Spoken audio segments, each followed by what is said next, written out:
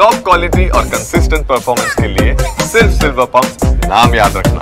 ಎಲ್ಲರೂ ಇದನ್ನೇ ಮಾತಾಡ್ತಿದ್ದಾರೆ ಸರ್, ತಾವು ಇದನ್ನೇ ಕೇಳಿದ್ರಿ, ಏನು 2 ವಾರ 3 ವಾರಕ್ಕೆಲ್ಲ ಸಕ್ಸಸ್ ಮೀಟ ಅಂತ ಒಂದು ಅರ್ಥ ಮಾಡ್ಕೊಬೇಕು. ಅವಾಗ ನೀವೇನು ಹೇಳಿದ್ರಿ, ಮೊದಲು 3 ದಿನ ಓಡಿದ್ರೆ ಅದು ಸಕ್ಸಸ್ಸು, ಅವಾಗ 100 ದಿನ ಓಡಿದ್ರೆ ಸಕ್ಸಸ್ ಅಂತ.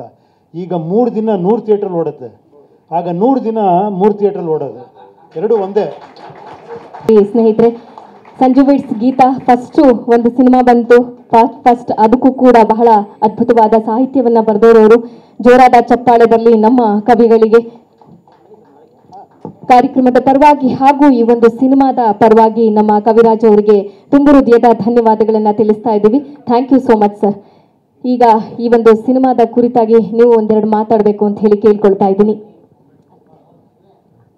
ಥ್ಯಾಂಕ್ ಯು ಉಪ್ಪಿ ಸರ್ ಮತ್ತು ಸಹಜ್ ಸರ್. ನನಗೆ ನಾಗಶೇಖರ್ ಅಂದ ತಕ್ಷಣ ಒಂದು ಪದದಲ್ಲಿ ನಾಗಶೇಖರನ್ನು ವಿವರಿಸಿ ಅಂದರೆ ನನಗೆ ಆ ಪದ ಪ್ಯಾಷನ್, ಒಂದು ಹುಚ್ಚು ಪ್ರೀತಿ, ಸಿನಿಮಾದ ಮೇಲಿರುವ ಒಂದು ಹುಚ್ಚು ಪ್ರೀತಿ.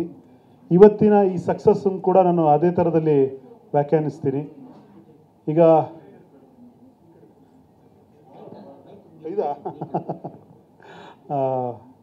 ನಮ್ಮ ಮಗು ಸಿನಿಮಾ ಅಂದರೆ ಒಬ್ಬ ನಿರ್ದೇಶಕನ ಕನಸಿನ ಕೂಸಾಗಿರುತ್ತೆ. ಮಗು ಅಕಸ್ಮಾತ್ ಎಡುವುದರೆ ಮತ್ತೆ ಅದನ್ನು ಎತ್ಕೊಂಡು ಎದೆಗೆ ಔಚ್ಕೊಂಡು ಅದನ್ನು ಗುರಿ ತಲುಪಿಸ್ತೀವಿ. ಆ ಪ್ರೀತಿ ನನಗಿಲ್ಲಿ ನಾಗಶೇಖರ್ ಅವರು ಮತ್ತು ಛಲವಾದಿ ಕುಮಾರ್ ಅವರಲ್ಲಿ ಕಾಣಿಸ್ತು, ನಿರ್ದೇಶಕ ಮತ್ತು ನಿರ್ಮಾಪಕ ಜೋಡಿಯು. ಹಾಗಾಗಿ ನನಗೆ ಇದು ಸಕ್ಸಸ್ಗಿಂತ ಅವರ ಹುಚ್ಚು ಪ್ರೀತಿಯ ಸೆಲೆಬ್ರೇಷನ್ನು, ಆ ಸಿನಿಮಾ ಬಗ್ಗೆ ಇರುವ ಪ್ಯಾಷನ್ನಿನ ಸೆಲೆಬ್ರೇಷನ್ ಅಂತ ನಾನು ಇದನ್ನು ನೋಡ್ತೀನಿ. ತುಂಬ ಖುಷಿಯಾಗತ್ತೆ. ಮೊದಲೆಲ್ಲ 100 ದಿನ ಓಡಿದ್ರೆ ಸಕ್ಸಸ್ಸು, ಈಗ ಮೊದಲ 3 ದಿನ ಓಡಿದ್ರೆ ಸಕ್ಸಸ್ಸು.